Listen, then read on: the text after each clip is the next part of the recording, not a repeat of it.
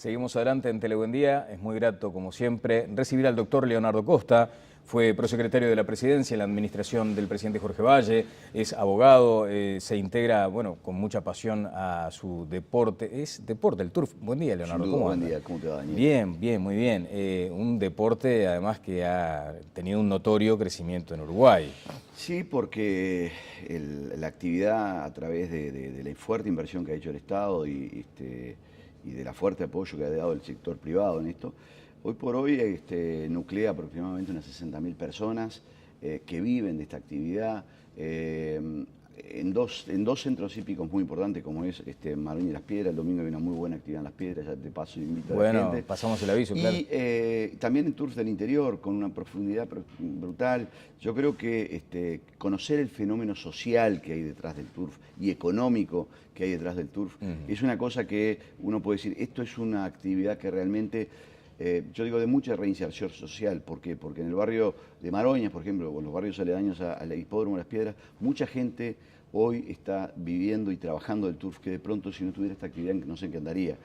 Yo creo que mirarlo con esa óptica Claro. desmitifica aquello del juego y ese tipo de cosas. Además es una pasión, Sí, es una pasión ya, absoluta, ¿no? desde ya. Bueno, siempre uno tiene la tendencia a comparar con el Estadio Centenario, pero quiere decir que un Estadio Centenario a pleno, en el día de un clásico, por ejemplo, o de un partido de Uruguay, es la gente que está actualmente directamente involucrada en el turf. Directamente involucrada. Nosotros hicimos un censo a la Asociación de Propietarios y da que básicamente entre la gente que vive en los aras, como peones en los estudos, como capataces en los estudos, jockeys, variadores, criadores, etc. Una actividad muy linda. Y ahora estamos tratando de encarar otro estudio que es cómo se redistribuye el premio hípico en los sectores de menores ingresos. Es un trabajo bastante complicado, pero estamos tratando de ver si lo podemos hacer. Pero ¿qué puede insinuar ese trabajo ya? A ver, lo que dice mi olfato es que el premio hípico va necesariamente a esos sectores. ¿Qué es el premio hípico? El premio hípico, para que la gente entienda, es cada vez que un caballo de carrera gana en una carrera, el propietario de ese caballo cobra un 70% de ese premio. Ese 70%, que hoy por hoy los premios son muy buenos. Sí, un premio promedio, digamos, por un domingo, un fin de semana. A ver, un caballo de carrera, 3 años, que gana en el hipódromo Maroña, gana unos 100.000 pesos. Bien. O sea, estamos hablando de esos 70.000 pesos que le quedan al propietario. No, se redistribuyen en pensiones. ¿Qué quiere decir esto? Al pago de la alimentación del equino, del peón, del capataz, del cuidador, del jockey, del variador, etcétera, etcétera. Así se va derramando. Se va derramando y de una manera, yo digo siempre que es muy democrática. Ajá. Porque, por ejemplo, se da a los sectores de menos recursos que obtienen más ingresos y eso va bajando a los que tienen menos recursos. Es una cosa que la Dirección de Casinos, en particular en este ejercicio, junto con la Asociación de Propietarios, ha hecho cosas interesantes en ese aspecto. Bien, el otro día leí algo que también tiene vinculación más directa con la ayuda, con el aporte de los propietarios respecto a circunstancias de vulnerabilidad, por ejemplo, donaciones. Exacto. Nosotros en la asociación, una parte del premio hípico va a la Asociación de Propietarios, sí, un viejo acuerdo que se hizo junto con el Estado, y ese dinero nosotros lo destinamos normalmente a actividad hípica. Pero cuando ocurrió un hecho muy, muy lamentable, como fue aquella quema en una escuela de Flor de Maroñas, dijimos a través de uno de los integrantes de la comisión, que conocía bien la situación porque trabajaba en esa zona, de comprar unas chapas. Lo hicimos sobre todo con el ánimo de devolverle a un barrio algo que le ha dado muchísimo a esta actividad. Yo tengo un gran cariño por esa zona porque uno va permanentemente por ahí, o sea que me parecía que era algo que había que hacer. Y bueno, por suerte se dio. La escuela hoy por hoy, ya esas chapas se colocaron, salones que se llovían absolutamente, y bueno, fue un pequeño aporte simplemente para una zona que ha dado mucho. Bien, el otro día cuando empezó, no digo a debatirse porque me parece que hubo unanimidad respecto a la llegada de niños sirios a Uruguay, pero en el medio siempre se mezcla aquella cuestión de decir, bueno, pero atendamos a nuestros niños, en fin. Y el presidente de la República en esa oportunidad dice algo así como, bueno, yo doy la mía o yo pongo de lo mío, hablando del aporte que hace desde su ingreso, desde su salario. Dice, prefiero eso, no hay otros que tienen caballo de carrera. Como que también ese estigma está ahí planteado. Está, sí, pero ahí es un poco quizás una chanza política del presidente hacia otro dirigente político. Me consta que el presidente, así como muchos dirigentes políticos, tiene un gran respeto por el turf. Es cierto, cada cual hace con su dinero lo que más le plazca. Nosotros con una serie de amigos dijimos, bueno, ¿por qué no tener un caballo y de alguna manera aportar? Y después que uno se mete en la actividad, se da cuenta que no es esa actividad como pasa en algunos países, sí, que el rey es el que tiene caballo, ¿no? Acá es muy democrático acá. Bueno, hablemos un poco de... ¿Tienen una fija para noviembre? Bueno, creo que los resultados del domingo lo dieron, ¿no? Es fácil, ¿no? Digo, es fácil en estos términos de... volviendo a la jerga turfística, hay un favorito. Sin duda. Y el otro que es el desafiante, digamos, ¿cómo se llama? El enemigo. El enemigo. El enemigo favorito, enemigo y sorpresa. Y sorpresa. Esa es la típica de las... Sí, los resultados creo que el domingo fueron muy categóricos, ¿no? Contrariamente probablemente a lo que algunas encuestas decían, yo el viernes, estando en una reunión profesional, había tirado un número que fue muy parecido al que pasó. Ahora, ¿por qué uno puede pensar que tiene una percepción diferente de lo que decían las encuestas? Sí. Yo creo que ha cambiado muchísimo mi impresión. El electorado, uno se encuentra con gente que vota una y otra cosa y que antiguamente uno pensaba que tenía un determinado perfil intelectual, social, cultural o lo que fuera.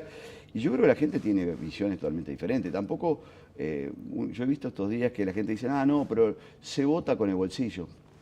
Yo creo que también es menospreciar al votante. Yo creo que cada cual tiene su intención y sus razones de ser de votar. Obviamente que las situaciones económicas ayudan a que quien está en el gobierno, la satisfacción respecto a una determinada cuestión. Pero eso también es una opinión importante del electorado, ¿verdad? Leonardo, ¿y cuánto hubo de plebiscito el domingo pasado? Yo no lo vi en ese sentido porque no me pareció que la campaña fuera, como ciudadano, lo digo esto, yo no tengo actividad política, sí.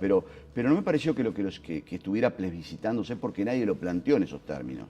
Pero de alguna manera sí, yo creo que una lectura que hay que hacer acá es, los politólogos han hablado mucho de la estabilidad de los votos, pero me parece que sí hay que darse cuenta, y el stock de votos que tiene el Frente Amplio es muy importante, y por tanto, para que haya movilidad de esa masa de votantes muy, muy leal hacia el Frente Amplio, hacia otros sectores, no es simplemente con un aspecto de renovación, yo creo que hay algo más profundo que eso.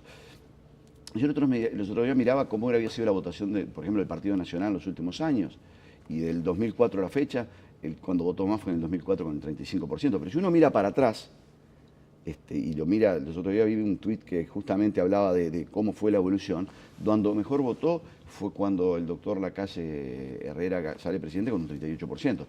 ¿Qué quiere decir que está pasando ahí?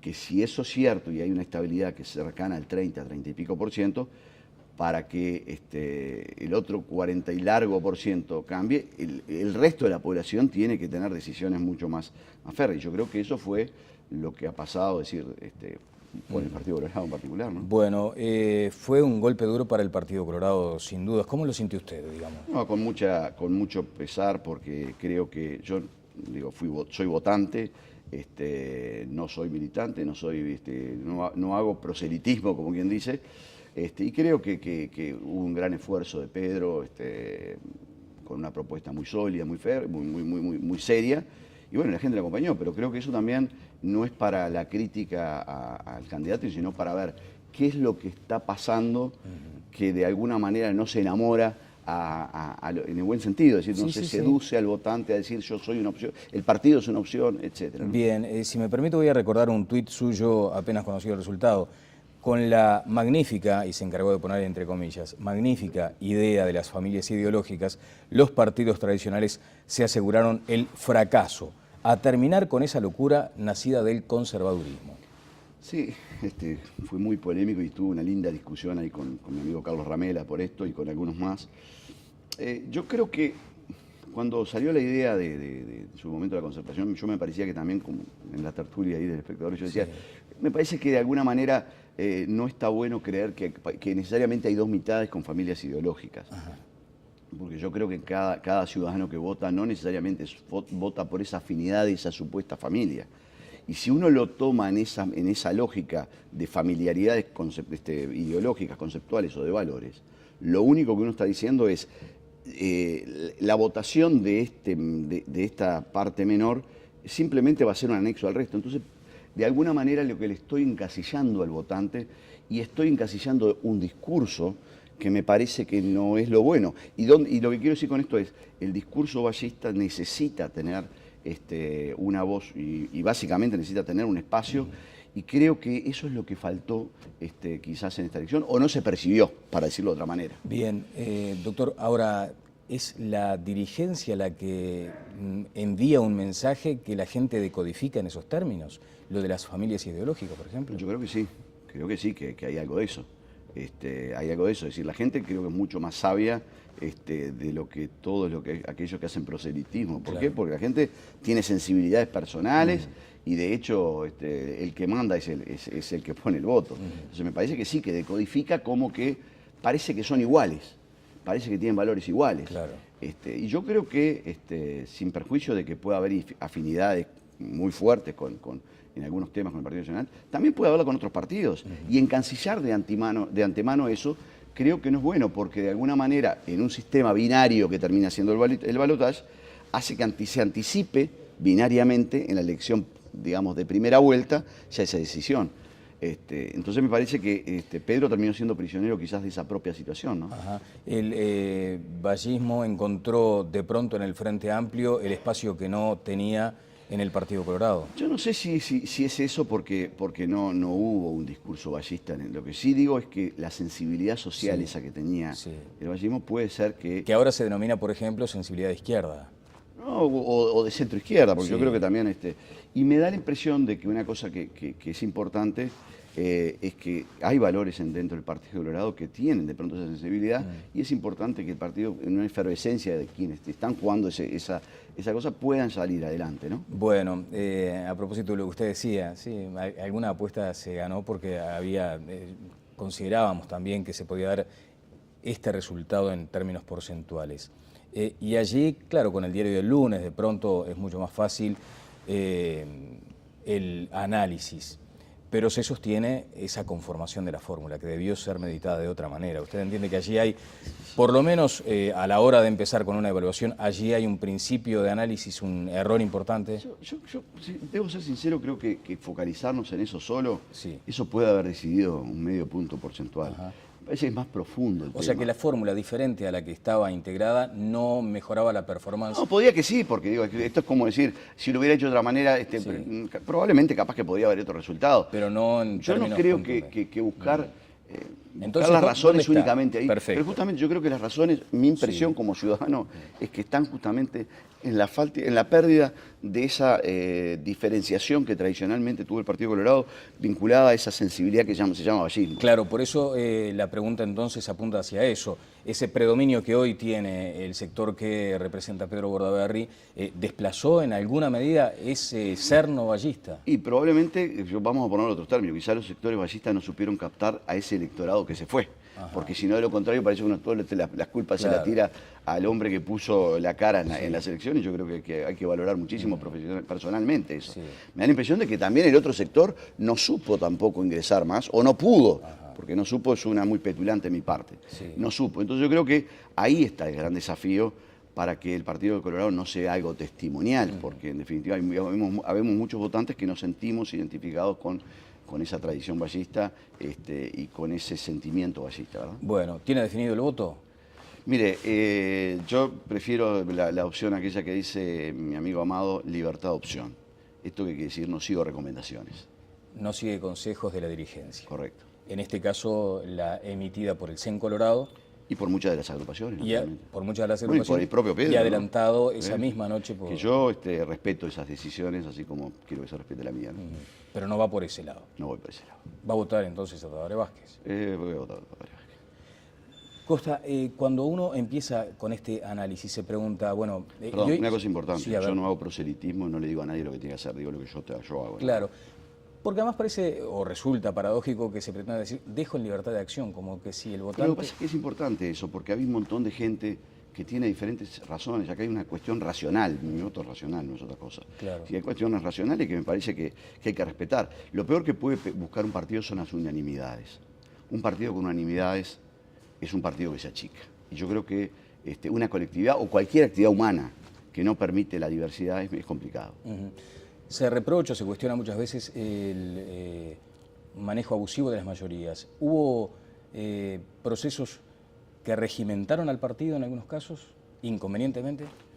Yo creo que puede haber habido, sí, como también hay en otros sectores, ¿no? Es decir, yo creo que el concepto de mayoría o de voto político para un liberal no es bueno. Bueno, llegamos a otra circunstancia, que es aquella de empezar a debatir respecto a los liderazgos. ¿Advierte usted que hay allí como una vertiente nueva que debe ser tomada en cuenta? Y yo creo que sí, que es fundamental. Me parece que el partido tiene que tratar de generar... A ver, los liderazgos no se crean, los liderazgos se asumen. Y hay gente que quiere asumirlos. Y bueno, me parece muy legítimo y muy bueno, ¿no? Claro, en ese proceso muchas veces hay que tener el cuero bastante curtido. Fernando Amado ha tenido como una actitud de comenzar a marcar como una proyección, como un camino. ¿Lo entiende pertinente, positivo, oportuno? Muy oportuno. Puede ser criticable que sea esta primera semana. Fernando siempre tuvo actitudes muy personales en el sentido de reivindicar lo que él piensa. A mí no me parece mal. Yo creo que es un individuo con un pensamiento liberal y ballista muy bueno. Ojalá que le vaya muy bien. Yo lo apoyo en sus decisiones y sobre todo en el coraje de meter adelante, porque creo que dentro este partido se cambia desde adentro. Usted, me imagino, no compartirá esa visión tremendista que se señaló respecto a que es un partido en vías de extinción. Bueno, si no se hace nada, sí. Pero yo creo que hay gente que quiere hacer, incluso los que opinan diferente a lo que yo estoy diciendo. Me parece que hay muchísimo para trabajar. ¿Pero se corre riesgo como partido? Bueno, yo no soy ningún politólogo ni nada que se le parezca, claro, pero observa con atención los números. No, me parece que los números hay que mirarlos, son tosudos, como dicen, ¿no? En realidad muy tosudos. Exactamente. Bueno, en este balotaje hay ahora, vuelvo a la pregunta anterior, si usted entiende que también es una forma de plebiscitar dos miradas del país. No, porque justamente yo creo que no podemos hacer lo que critico. Claro. Yo creo que hay gente buena, mala, republicana, no republicana, populista, no populista, liberal, antiliberal, en todos lados. Y lo peor que podemos hacer en un proceso como este, es, por lo menos yo que soy un ciudadano de a pie, es caer en la dicotomía, en la falsa dicotomía. Y no me parece bueno. Yo siento que hay un sistema de intolerancia muy fuerte en este momento, donde, si vos haces tal cosa, sos tal cosa, si vos haces tal otra, sos tal otra. Yo me parece que como ciudadano eso no está bueno y insto siempre a mis amigos a que la libertad es libre y cada cual tiene que hacer lo que piensa. No me parece bueno que se haga un sistema binario de buenos y malos, porque no solo la mayoría puede pensar eso, sino que también la minoría puede pensar que el que no actúa en consonancia es así, ¿no? Bueno, acaba de señalar su voto a la fórmula. Es absolutamente, quiero decirlo porque yo no hago proselitismo, no me interesa, no quiero rehuir tampoco y ser cobarde de lo que usted me pregunta, pero esto no tiene nada que ver con ninguna cuestión partidaria, es simplemente personal. Bien, pero sí quiero apuntar a lo que es su vastísimo conocimiento de las estructuras del poder. De hecho, fue prosecretario de la Presidencia de la República y en atención a eso querría consultarle sobre los equilibrios o desequilibrios que podrían generarse entre el presidente de la República y un grupo importante de aquello que se denomina hoy la izquierda radical. ¿Cómo observa lo que puede llegar a ser el panorama futuro? Sobre todo usted además que, entre otras condiciones, tiene aquello de ir advirtiéndole o señalándole a los inversores que llegan de afuera cuál es el clima.